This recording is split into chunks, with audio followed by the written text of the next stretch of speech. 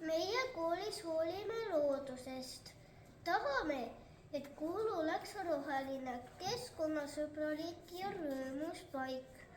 Uurisime kodus ka vanematelt ja direktorilt, millised on nende mõtted. Asusime rühmas tööle. Need on meie mõtted.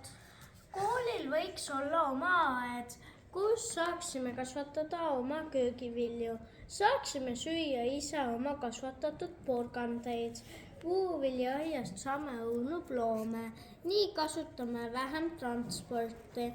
Õpime loodust paremini tundma, kuidas kasvatada ise toitu. Meil on koolis juba ise süttivad ja kustuvad lambid. Võiksime aga ise ka elektrit toota. Koolimaja katusele saaks paigaldada päikesepaneelid, nii oleks meil oma puhas elekter.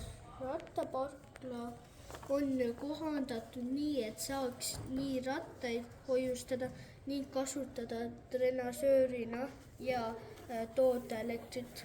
Kui paigaldada koolimaja katusele mesitarud, aitavad mesilased meie taimedel paremini kasvada, muudavad taimestikku mitmekesisemaks ja suurendavad kooliaia saaki.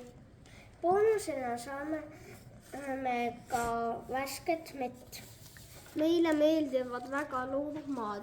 Soovime, et koolis oleks oma akvaarium, mis aitaks rahuneda ja mõtteid koguda.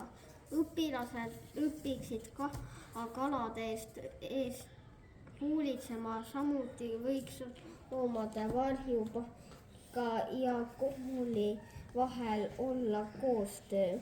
Õues õppimine on kõige toredam. Siin näeme päris loodust.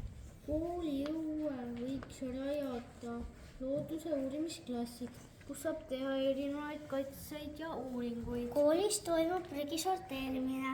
Kuidas aga prügi vähendada ja seda taaskasutada? Selleks võiks õue rajada niinimetatud taaskasutusmaja, kus saab meisterdada ja anda uue elu ära visatud esemetele.